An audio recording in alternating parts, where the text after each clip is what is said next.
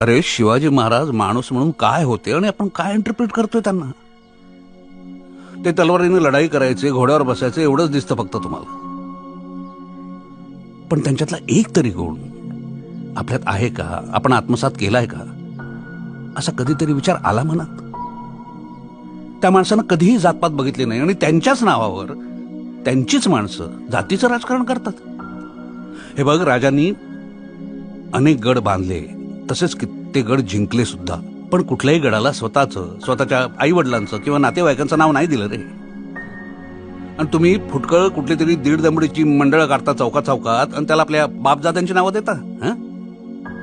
अरे 3 जयंत्या एकाच माणसाच्या, आणि परत त्याच्यातून स्पर्धा, कोणाचा शिवाजी मोठा. वा, फक्त शिवरायांची मूर्ती घरात आणून महाराज आपले होत नाहीत रे.